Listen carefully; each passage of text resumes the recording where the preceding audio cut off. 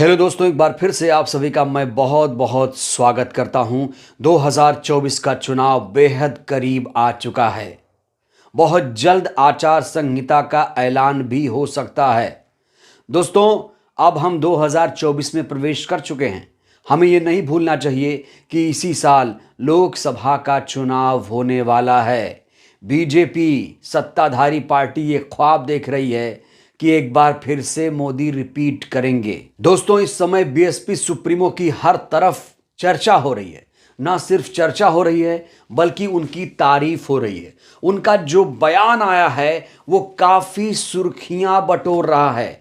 पहली बार BSP supremo ने इतना तगड़ा बयान दिया। बीएसपी सुप्रीमो ने मोदी को राजधर्म की याद दिला दी है।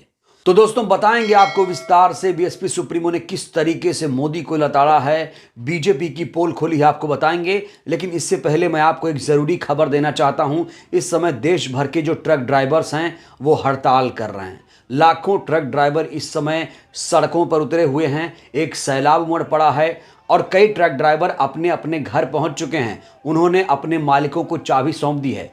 नए मोटर व्हीकल एक्ट में जिस तरीके से संशोधन हुआ, बदलाव हुआ, देखिए, टक्कर मारकर अगर कोई ट्रक ड्राइवर भागता है तो उसे 7 साल की सजा, 10 लाख रुपए का जुर्माना ठोका है सरकार ने। इसीलिए जो देश भर के ट्रक ड्राइवर हैं वो इस समय लामबंद हो चुके हैं और मोदी शाह को इस समय कोसा जा रहा है। दोस्तों, आपको यहां पर बता दूं कि जो तमाम ट्रक ड्राइवर्स हैं वो SC ST OBC माइनॉरिटी समाज से होते हैं और इस समय लाखों ट्रक ड्राइवर सड़क पर हैं और ये ट्रक ड्राइवर चाहते हैं कि जो कानून शाह ने, गृह मंत्री ने बनाया है उस कानून को वापस लिया जाए।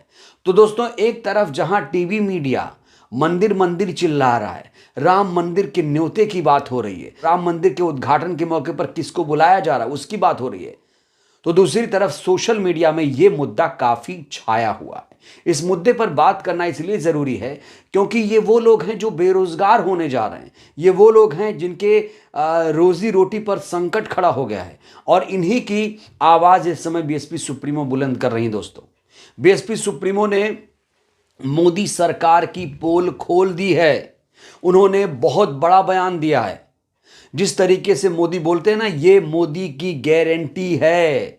अब वही तमाम मजलूम गरीब लोग पूछ रहे हैं ये कौन सी गारंटी है? हमें बेरोजगार करने की गारंटी है या रोजगार देने की गारंटी है?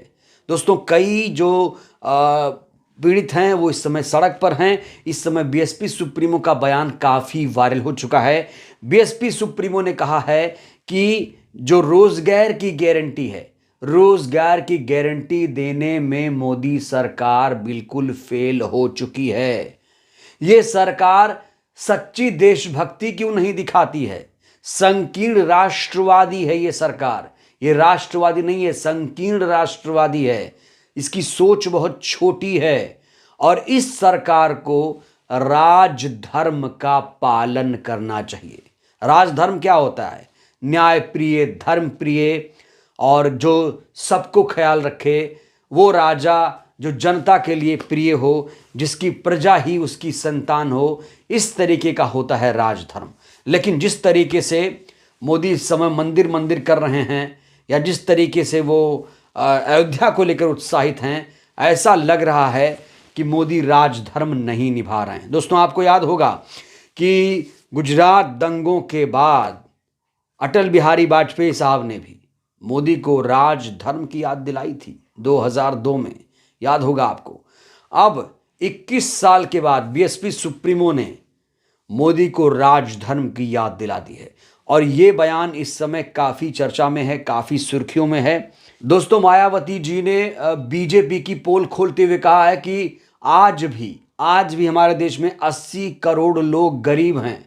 उन गरीबों तक भोजन पहुंचाने के बजाय ये सरकार मंदिर मस्जिद पर राजनीति कर रही है, जो कि इस देश के लिए घातक है। बसपा सुप्रीमो ने कहा कि लोगों के जेब में पैसे नहीं हैं और ये सरकार विकास के झूठे वादे कर रही है, विकास का ढिंढोरा पीट रही है। तो जो सरकार झूठे सपने दिखाकर विकास का ढिंढोरा पीट रही है, बसपा सुप्रीमो ने कहा कि बेरोजगारों की भारी भरकम फौज है हमारे देश में, और ऊपर से ये सरकार विकसित भारत की बात कर रही है। जिस देश में बेरोजगारों की लंबी फौज हो, बढ़ती फौज हो, वहाँ विकसित भारत कैसे संभव है? ये सरकार जातिवादी है, अहंकारी है, गैर समावेशी सरकार है। ये सरकार ध्रुवीकरण की राजनीति करती है। इस सरकार में दलित मुस्लिम सुरक्षित नहीं है, और इसीलिए मायावती जी इस समय काफ़ी चर्चा में हैं, क्योंकि उन्होंने वो बात कह दी जो लोग कहीं ना कहीं देश के लोग महसूस कर रहे थे। दोस्तों, बीएसपी सुप्रीमो पर अक्सर आरोप लगता है कि बीएसपी सुप्रीमो मोदी के खिलाफ नहीं बोलती हैं। अब वो लोग कहाँ हैं? अब उनकी जुबान क्यों सिल गई है? जो लोग ये कहते हैं कि मायावती जी नहीं बोलती हैं, अब बोलेंगे। ये जो बयान आया है, किसी में हिम्मत है किसी देश के नेता में इतनी हिम्मत कि मोदी को राजधर्म की याद दिलाए? मैं पूछना चाहता हूं, कोई एक नाम आप लोग बताइए, है कोई जो इस समय मोदी को राजधर्म की याद दिलाए? दोस्तों, बसपा सुप्रीमो ने कहा है कि इस सरकार ने गरीबों का हक छीना है और गरीबों के विकास को प्रभावित किया है। ट्रक ड्राइवर जिस तरीके से सड़क पर हैं, उससे लग रहा है कि आने वाले दिनों में और ज़्यादा इस देश में बेरोजगारी बढ़ेगी। और इसीलिए बीएसपी सुप्रीमो ने तमाम लोगों से, बहुजन समाज से ये अपील की है कि 2024 में इस सरकार को सबक सिखाना पड़ेगा। अगर इस सरकार से मुक्ति पानी है तो आपको बहुजनों के उम्मीदों की सर्वजन हितैषी सरकार बनानी पड़ेगी। आपने देख लिया 10 सालों के जो कार्यकाल हैं मोदी सरकार के, बसपा सुप्रीमो ने कहा ये जो कार्यकाल हैं इसमें मोदी सरकार बिल्कुल फेल हो चुकी है। वो सही ढंग से काम नहीं कर पाई।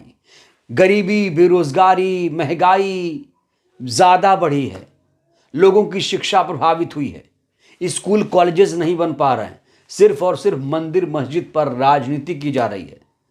विपक्षी पार्टियों को ईडी सीबीआई के नाम पर डराया जा रहा है। ये सब खबरें चल रही हैं दोस्तों। और अब इंडिया गठबंधन में जिस तरीके की राजनीति चल रही है उसको लेकर भी दोस्तों बात करना जरूरी है, क्योंकि इंडिया गठबंधन के एक प्रमुख सहयोगी समाजवादी पार्टी अखिलेश यादव जी इस समय अलग राह पकड़ रहे हैं। ऐसा लग रहा है कि वो 2024 में अकेले ही चुनाव लड़ेंगे। जो लोग एकजुट नहीं हो रहे हैं उनके बारे में क्या कहा जाए? ऐसे समय में जब सभी को एकजुट होना चाहिए, गठबंधन में आकर चुनाव लड़ना चाहिए, कल को अखिलेश या मायावती जी या कोई भी कांग्रेस पार्टी क्या मुंह दिखाएंगे? अगर अकेले चुनाव लड़ेंगे तो वो क्या मुंह दिखाएंगे देश की जनता को?